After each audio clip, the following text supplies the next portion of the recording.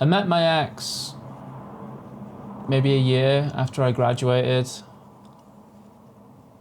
I wasn't in a brilliant place. I felt a lot of pressure to find a job. But the thing that I'd wanted for a long time was a girlfriend. While I was in university, I'd had a bit of a tough time socially. I went to university with a good friend of mine, and then while we were there, we'd basically drifted apart. He'd found a new friend group.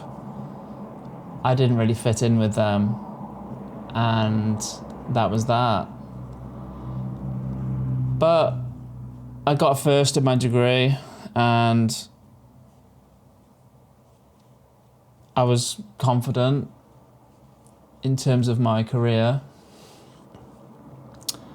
But girls had always been really hard for me.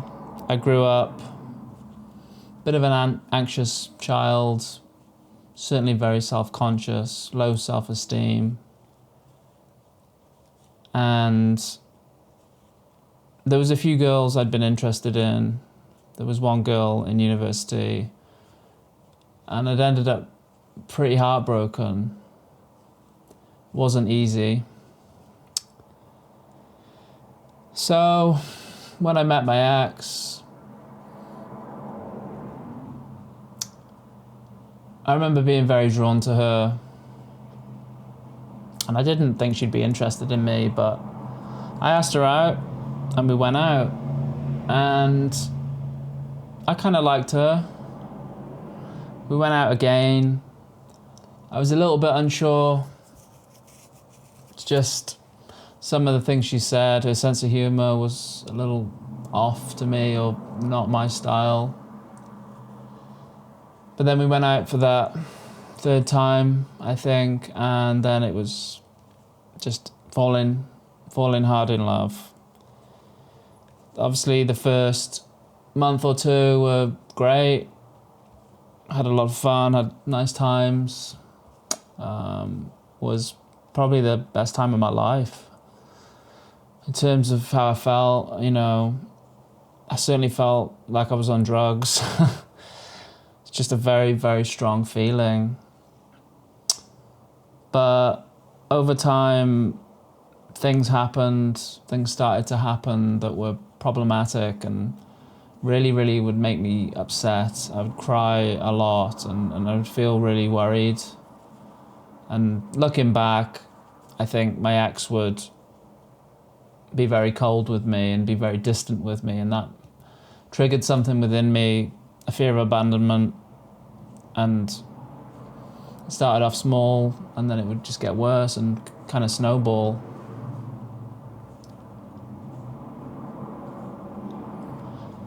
There was times in the relationship where the shoe was on the other foot a little bit.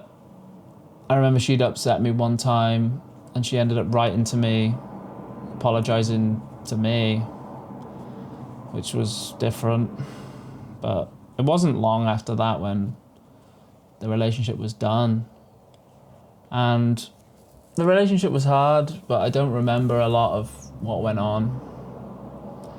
Because she would always say, ignore it when I'm like this. And that was a survival mechanism, I guess. It was almost like you just, don't know whether it's to disassociate, but you certainly ignore things, push things down. And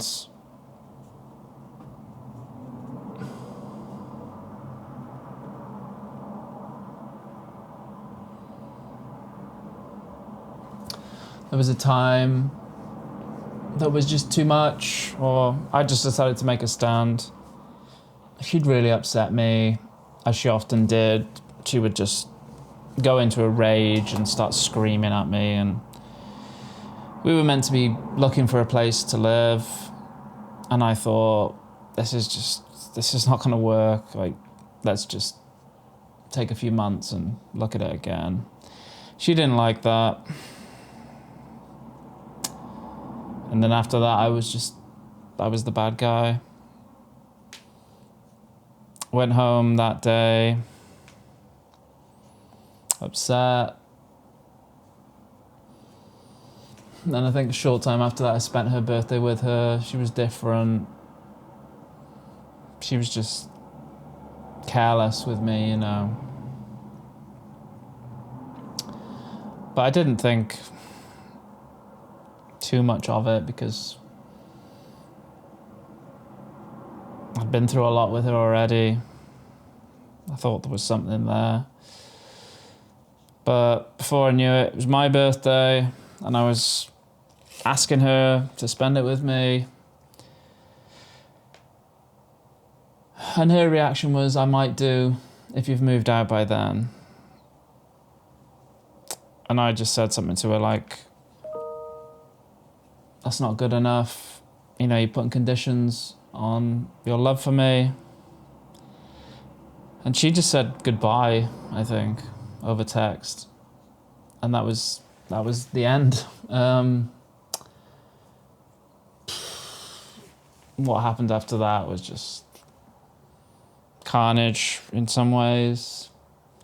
She sent me a birthday card and I asked her if we could meet. She said no. And I was angry because I'd given her so much. And she'd given me so little and then casually exited the relationship as if it meant nothing. I now realise that was all to bait me. I was just erratic. I would text her and I was just so angry. I was so upset. And she just shut off, blocked me, just wouldn't respond, which made it a million times worse. She knew exactly what she was doing.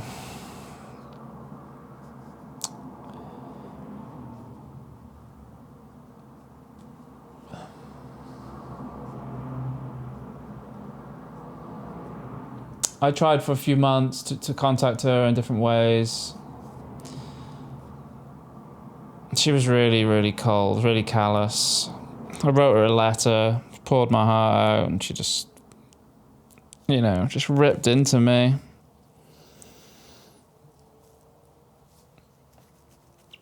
And then, sometime later, I think she'd mentioned going to the police previously. And I said to her, oh, thanks for not going to the police. And kind of expectedly, she did go to the police at that point. And that was just the final nail in the coffin. It didn't scare me, but it just hurt a lot. I knew that I couldn't contact her again after that. And I felt trapped. I felt as though it was either drown, essentially, in my own thoughts, or try to contact her again and maybe get arrested. That was what I was seeing in my head.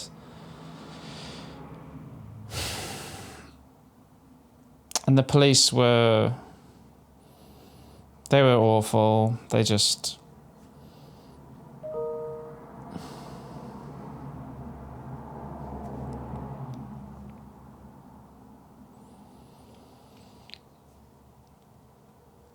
They took her side. They took her side really, really quickly. And their feelings towards me were just, don't contact her, move on. That was very much the tone. It was bad, so bad. I do feel like when I tell these stories, it's hard to describe the pain, because it's all these little incidents and some big incidents, but they don't feel big unless you're emotionally invested. But she hurt me so much, and I didn't understand why.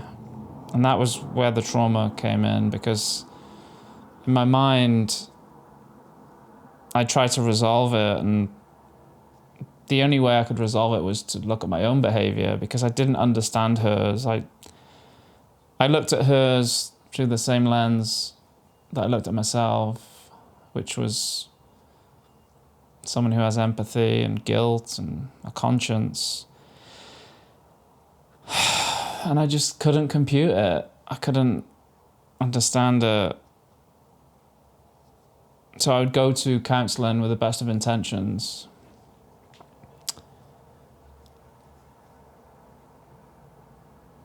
And it was just like I was smashing my head against a brick wall.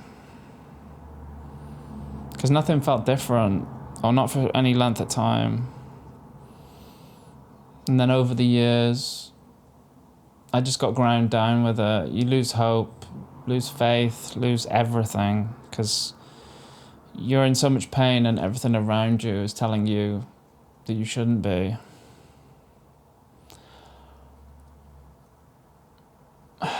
And then, 2.5 years, actually over 2.5 years, following the breakup, I started sniffing around online and I read about borderline personality disorder.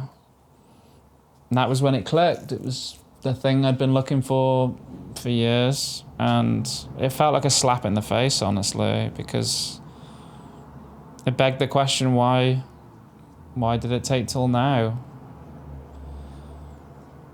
It was hard to blame myself because I trusted the people around me to help me, and I trusted society to make me aware, and neither of those things happened.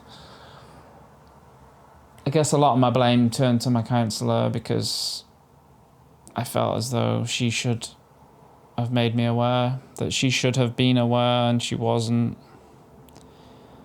But in her defence, I did see other counsellors, albeit for a much shorter time, and they never mentioned abuse either.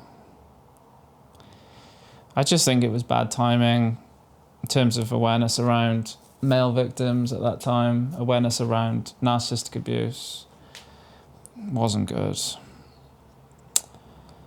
So it was a bit of a boost when I learnt about the abuse, but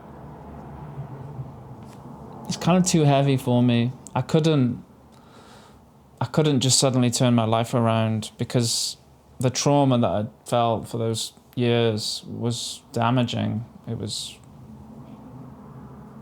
massive. So I struggled. I tried. I went to America. I went to Australia.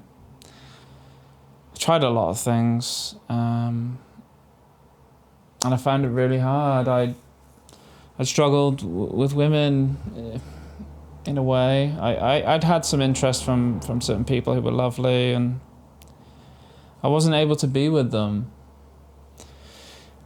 because I'd be dating them and we'd be growing closer, but I felt anxiety.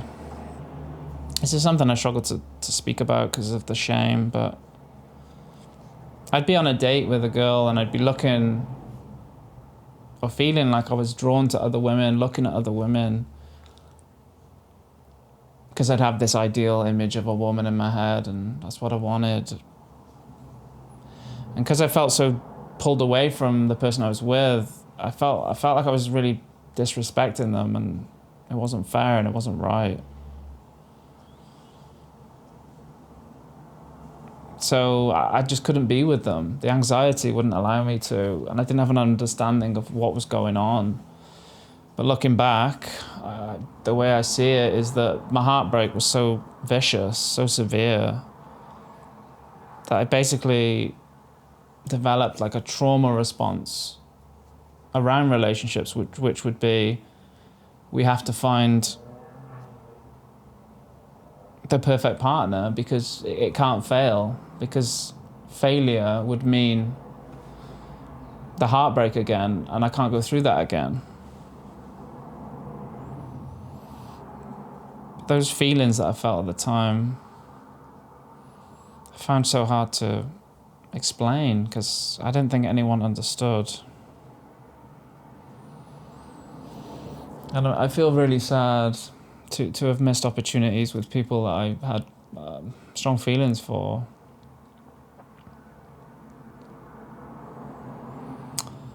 And there was a girl that I was seeing a few years ago who I did love, but there was things that she did in the relationship that just weren't okay, and I couldn't commit to her.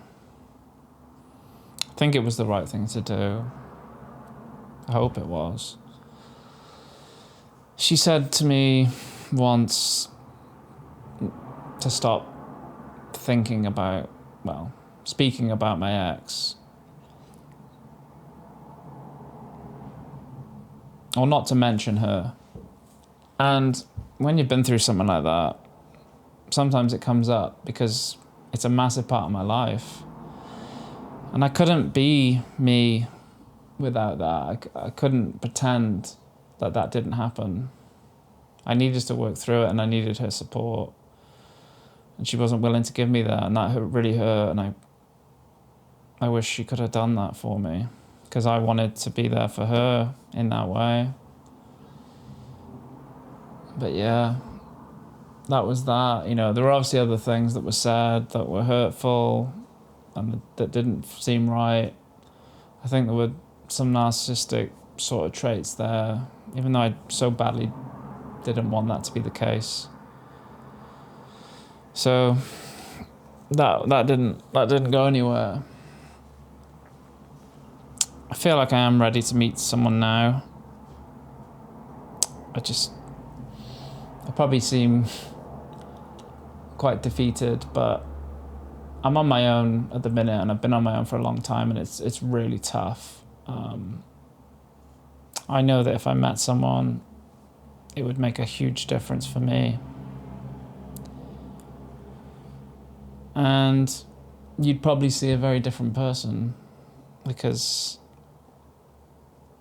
there's other sides to me other than this. So that is what I'm looking to do.